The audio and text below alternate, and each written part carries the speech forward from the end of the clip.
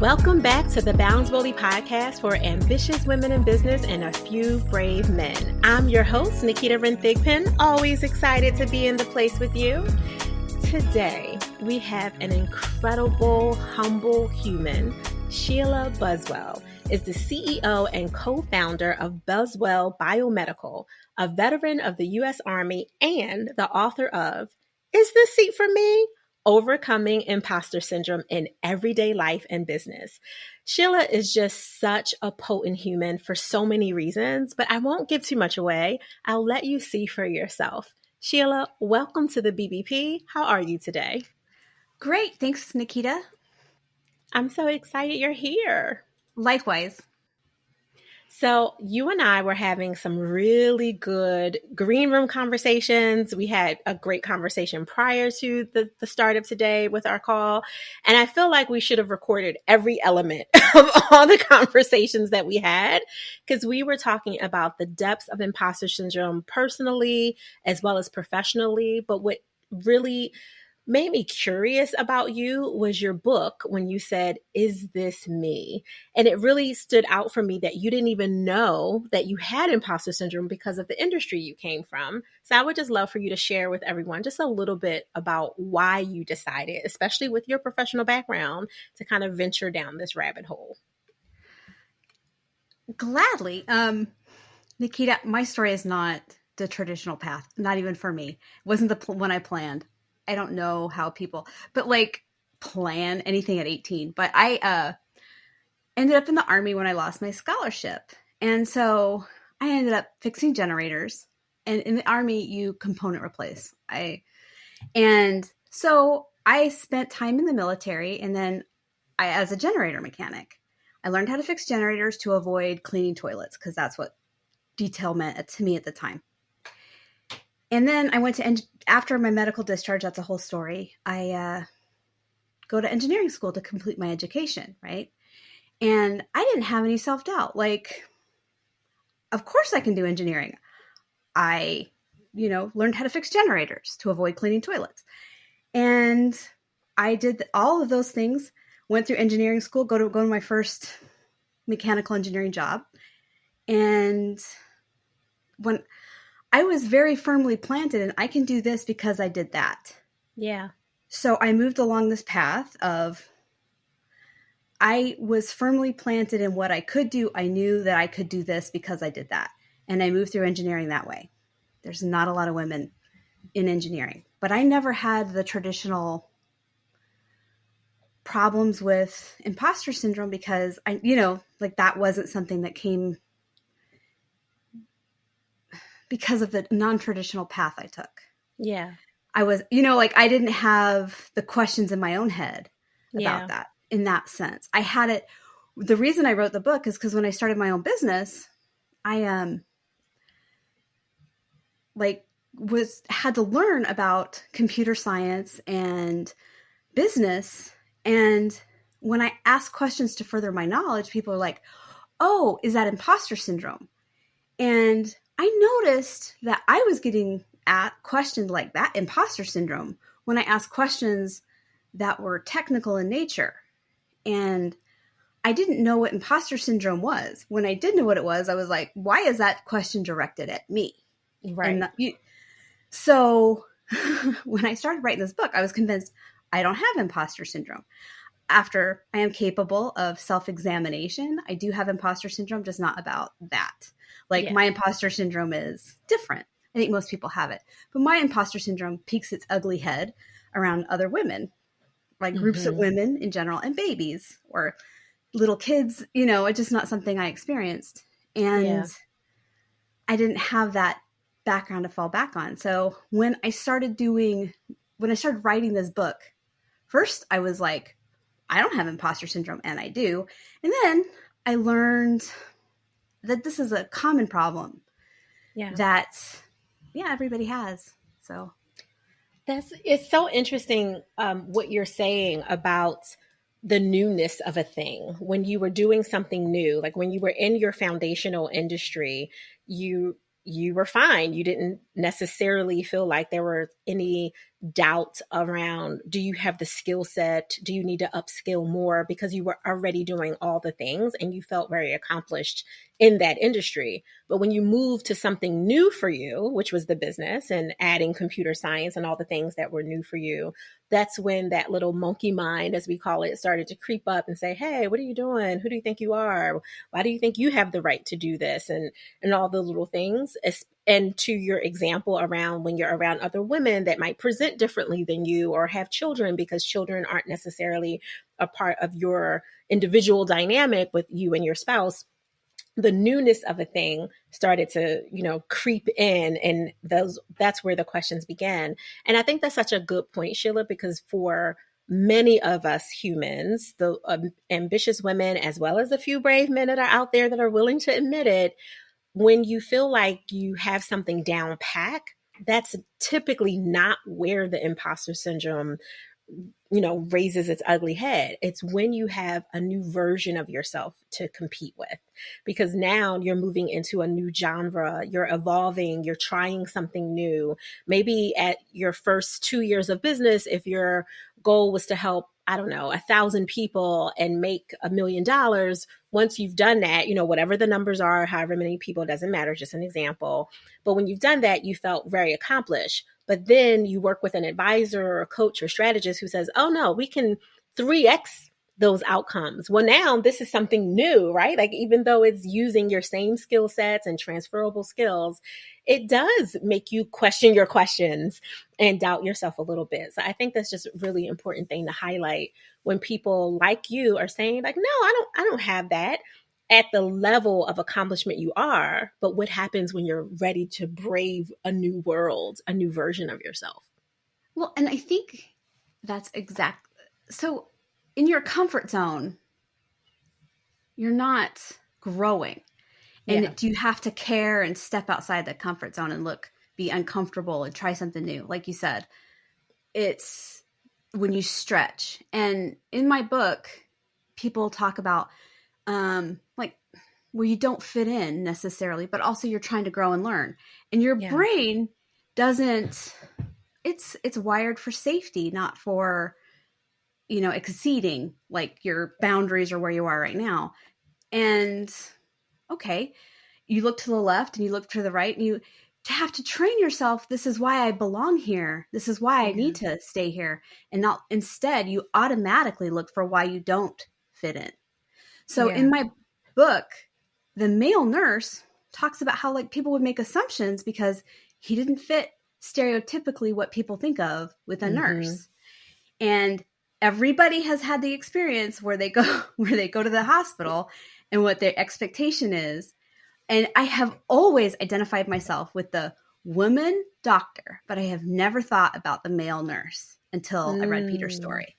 And I think you never understand how those expectations can, affect people in a myriad of ways. And they're not always good. And you have to protect yourself because, you're not always in control of the culture.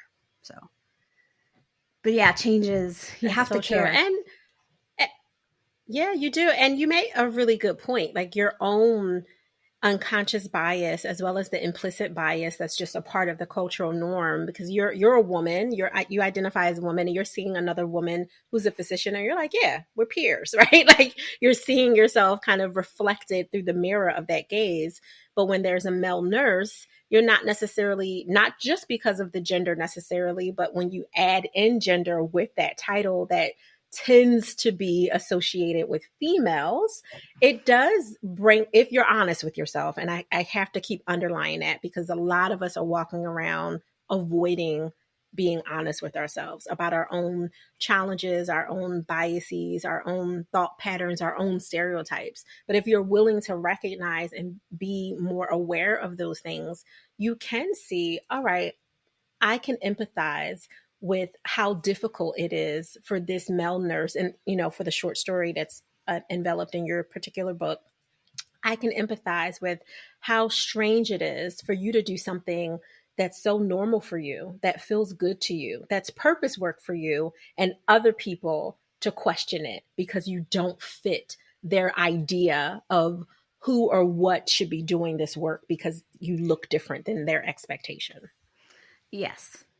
And it's so frustrating that in 2024 now that Mm-hmm. it's the expectation exists that still exists, that you Yeah. have to look a certain way to fill a certain role.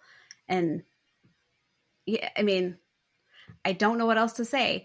I I really feel strongly that imposter syndrome is a thing, and you have to empower yourself to defeat it. And I think that there's tactical ways that one can empower themselves to like do it, because it affects so many things.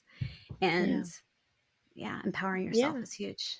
I agree. So, what were some of the ways you empowered yourself once you admitted that, hey, I may not necessarily have this with specific work areas, but I had this in other areas? What were some of the tactical things that you just personally enveloped for yourself? So the way I avoided it, I first thought about how, like, my undergraduate's mechanical engineering. I have worked in an engineering field, and there wasn't a lot of women in the military. But I Hmm. always thought of my past experiences. And I was like, okay, this isn't the first hard thing I've done. So Yeah. my first thing was to just expose myself. And I'm a work in progress, right? Yeah. So I am continually putting myself in places. And again, it has to matter to you. So like the baby thing, I still don't like, please Yeah. don't ask me to change diapers, right? Because I won't do it. Like, Hmm. my husband has changed more diapers than I have. But since I've maybe changed one in my life, and I have 15 nieces and nephews, or Oh, wow. 30, like 30 counting my husband's, but like 15 on my side. But Wow. like, yeah, my past achievements, and I've done this, and I've done this, and I've done this, and I think, well, I can do this, and I've had to give myself pep talks. Like, of course, I can go into a brunch that's all women, like because I did this. You know what I mean? Like, Yeah. they're not. I was at a women's only strength building gym, and it took, I know that this is going to sound some kind of way, but like that was a scary thing for me to do and to learn how to apply makeup. I was like, well, Hmm. I did a concrete countertop. I will figure out how to do mascara. And like, I didn't know what an eyelash curler was, but I learned because I Googled it. Hmm. And it's intimidating when I don't know stuff. So I first found out what I got. I bought makeup brushes, and I got Hmm. in a spiral of negative self-talk. And that's one of my things is like practice positive self-talk. Absolutely. I got a makeup brush. I didn't know what it was for. I like Hmm. texted all my friends, like, I don't know what this thing is for. What? Please explain it to me. And I took a picture of it, and they're like, yeah, I don't know. And then what I learned was, okay, then just don't use it. You know what I Yeah. mean? Like, there's a lot of people who have makeup brushes that they don't use, but I didn't know that at the time. Like, I thought you had to, like, there was a kit, and I should Yeah. know all the things in a kit. Yeah. Yeah, So, and you don't have to. I mean, I think you raise a couple of good points that I'm hearing. Is one, when the negative self-talk is coming in, make sure that you reframe and replace with positive self-talk, because otherwise you'll go into a deeper spiral that it's really hard to pull yourself out of. But also being really mindful that the flaws that you've identified as flaws for yourself, you have a choice to fold them or fix them.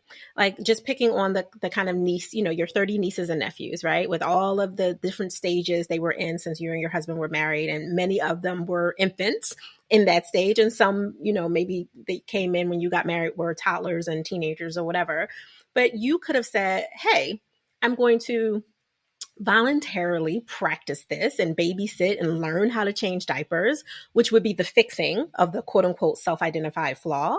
Or you could say, you know what? This is who I am. I'm going to fold it in. No, I'm not watching your infant. Send them to me when they're potty trained, right? Like that's when I'll be able to support you in terms of babysitting in that example. But then you also made a really valuable point in terms of what is expected for tools that people made up, makeup brushes, which I'm grateful that they exist, especially for people who are like super into makeup. I am not. But if you're super into makeup and you don't want to get, foundation and concealer and all the other various things that, are part of the accessory kit of makeup on your fingers, then makeup brushes are really, really helpful. However, someone said that this is a standard that you must use. And you said, I don't necessarily have to do that. I can use a buffer. I can use a cotton ball. I can use my fingers. I could choose not to apply whatever needs to be applied with a brush and choose not to use that at all. So you can make up your own palette of tools and kits for those things that other people, even in industry, the makeup industry, is that the name of the industry? I don't know. The cosmetic industry has said that this is kind of standard. It doesn't mean that you as an individual have to hold the standard. I'm a huge believer in following the rules to a T, specifically so I can learn how to break them. Like, that's why I follow rules. I'm not a rule follower. I do follow rules like my type A turns on. I get very serious about the structure, but I'm learning it so I know where is most effective and beneficial for me to break or in some cases bend the rules. I'm not doing it because I'm a rule follower, because I'm not. I'm really rebellious by nature. And that's really important for me to have identified for myself that this was something I wanted to fold in that other people might have seen as a flaw that I chose not to fix, right? Like this is just who I am. So I hear you saying really clearly, Sheila, like, you know what? It's okay that I didn't, nor did any of my circle of friends know what these freaking makeup brushes were and what they were used for. Well, I think thank you for saying that. There is a lot to what you don't know, you don't care about. And right. I think the makeup specifically was something as I got older. I think we were talking about hair earlier, but like my hair went gray. Yeah. Like extremely fast. And within a short amount of time, my sister, who is 9 years older than me, I was mistaken for her mom. And my husband, he was mistaken for me. He's older than me, and he was mistaken for being a lot younger than me. And I was like, wow. So like, I came home from Boston. It was both of them were like, teenagers or something. I came home and dyed my hair immediately. But before that, I was like, nope, I'm not going to do that. But so I've heard this quote before. A boat doesn't sink because it's in water. A boat sinks because it lets the water in. I let the water in. Like, right. It started to matter to me that I looked old. Yeah. So I wanted to fix that. And it bothered me in so many ways. And my eyebrows were disappearing and my eyelashes were disappearing. And so I went down this path and I was like, I hated being ignorant. Yeah. And this is something that I was very aware that other people had established this knowledge. And in my 40s, and I'm learning for the first time what an eyelash curler is. Right? That's something 12-year-olds learn, and that was hard. When I got out of the military, I helped my sister watch her kids. They weren't babies. They were small children. But I learned a lot, and it helped me conquer a lot of my fear around kids. Yeah. One of my number one offenses is one of the number one things I find offensive is when a woman places a baby for me to hold in my lap. Here you go, hold my baby. And I'm like, my husband is like third to the oldest. He's held a lot of kids. He's perfectly comfortable. I stiffen and I freak out because I don't want to hold your baby. I'm like babies, totally like their purity, just don't want the assumption made that I want to hold your baby. Right. And I think because of my age and my sex, the assumption's made and it bugs me. But little kids, so I wasn't, when I got out of the military and I watched my sister's kids, this is in the book too, but I talk about how like my niece was 2 or something. And she came up to me to complain about her brother teasing her. And she was like mumbling and she was really upset. So I was like, go compose yourself. I can't understand you. Go compose yourself and come back and tell me. And I'm like, I didn't know at the time. That's not how you talk to a 2-year-old. But these are lessons that you know what I mean? Like I kind of have learned, but I didn't. Yeah.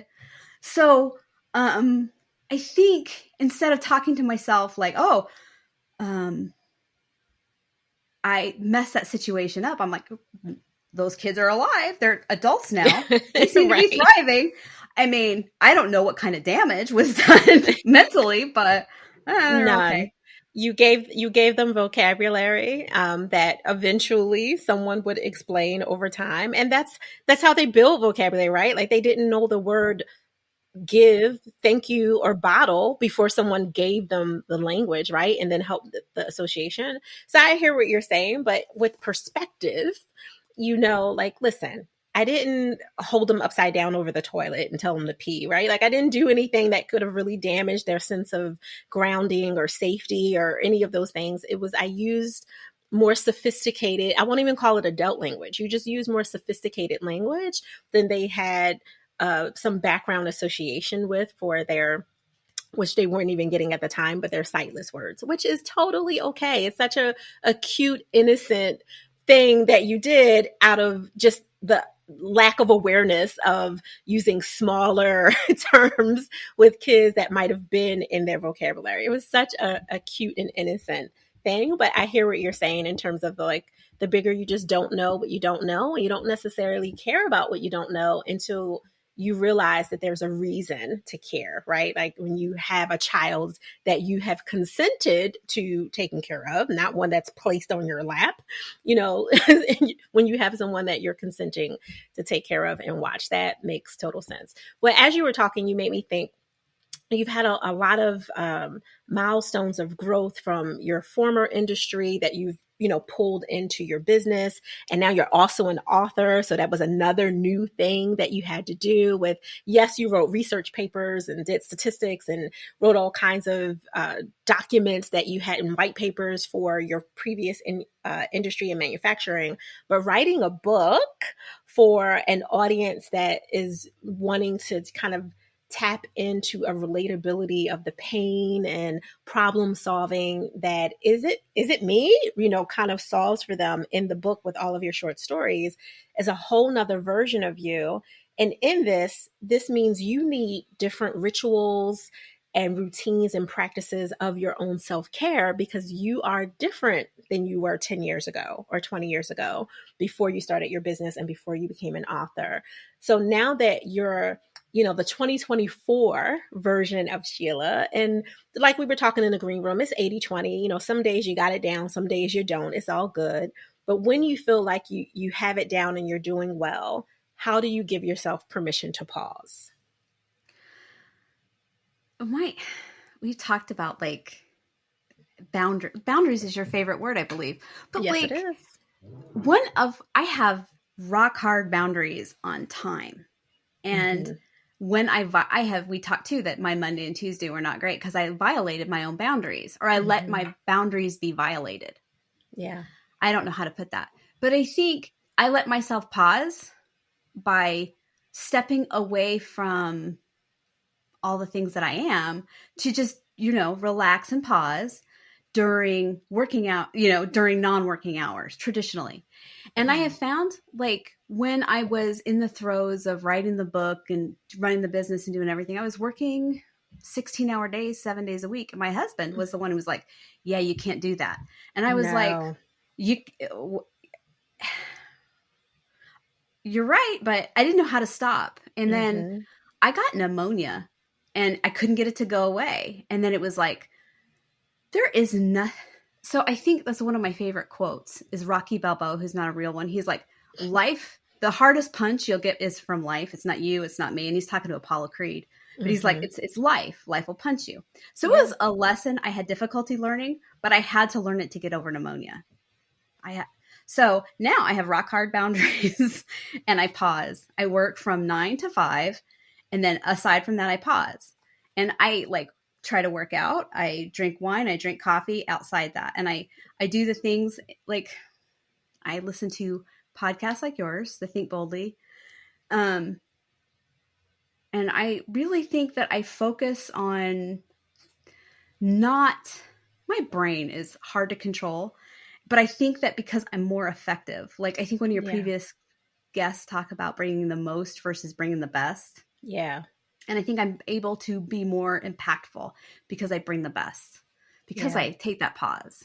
No, and I agree with you. It's really important, especially when you are what I would consider multi-hyphenated and multi-passionate. That's how I identify as well. And sometimes it does make you question, like, what is happening with my brain right now? Because I feel like I have a flood or a stream, multiple streams. You know how they say have 7 or 8 streams of income? Sometimes I have 7 or 8 streams of thought coming in at the same time when I only want one of them to be filtered out and come out in the most clear, concise, communicative way. But sometimes it's really challenging when you have what I would consider a beautiful brain that is absolutely capable of being a machine pulling in all of your expertise mixed with your inner brilliance, which is your intuition. So helping you kind of dial down or dial in how to say this thing the most effectively. And then you also have your other thought that you want to follow up with coming in, and the example or analogy or metaphor is also coming in, so you can give the visual for the way that person or those people that you're talking to might need to hear it differently. It can be a little challenging. It's one of the reasons that I share stories so much, whether they be actual case studies from the clients that I work with, or personal journey stories from myself, or an actual kind of analogy just to hold the anonymity of those people that I'm referring to in those case studies, or even the personal journey if I'm talking about myself, but other family members who don't want to be identified are included in that. Is one of the reasons that I use it is because there's so many things coming in, like be mindful of how this person needs to hear it. Their learning style, their retention style might be different than yours, Nikita, like all those things. So as I'm looking at you talk, Sheila, and I know everyone listening to this across various podcast players don't necessarily see your face unless you're following us on YouTube at The Lazy Overachiever Show. #plug. But if they're not able to see your face, they can't see how I literally am watching you process as you're flowing in the conversation with me and being completely present, but also trying to pull in those kind of streams of context and conversation to dial it in, so that I, Nikita, who's sitting across from you visually, can hear it, but I also know you're speaking to the listeners. And that can be, it's like a gymnastics game, man. Like it's a whole tumble process. Well, and I think your analogy about streams makes so much sense, because you're not effective. Right. When you're trying to, and I didn't realize how ineffective I was. Like I literally was looking for my phone with the flashlight on my phone.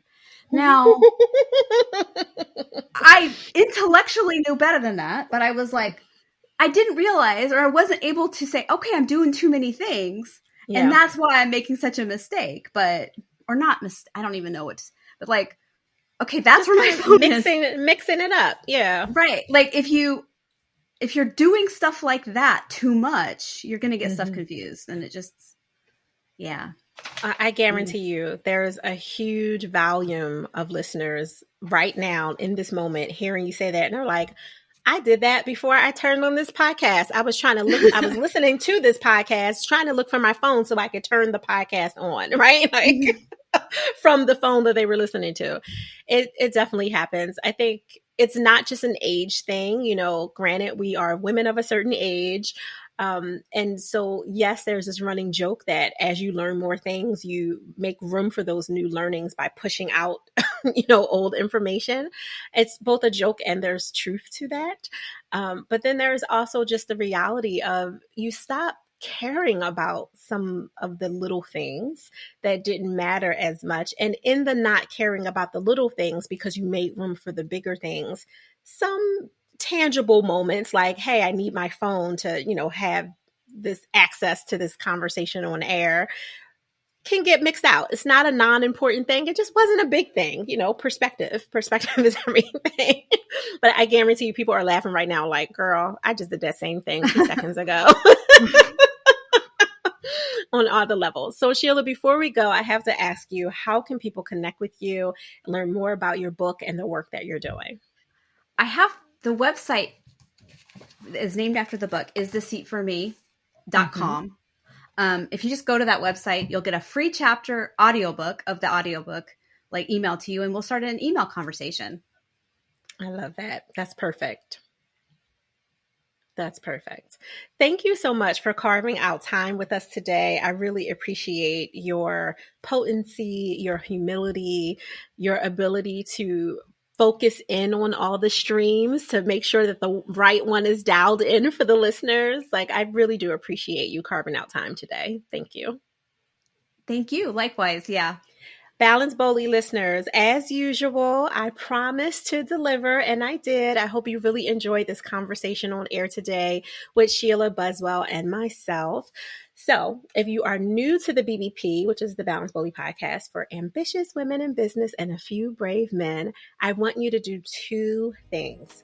The first is to think of one person in your ecosystem who could benefit from hearing Sheila's story and share this episode with them. If you have 5 or 20 people and you want to share it all over your IG, your LinkedIn, your Facebook, feel free, go ahead, go for it. But I'm only asking you to share with at least one person because it does make a difference.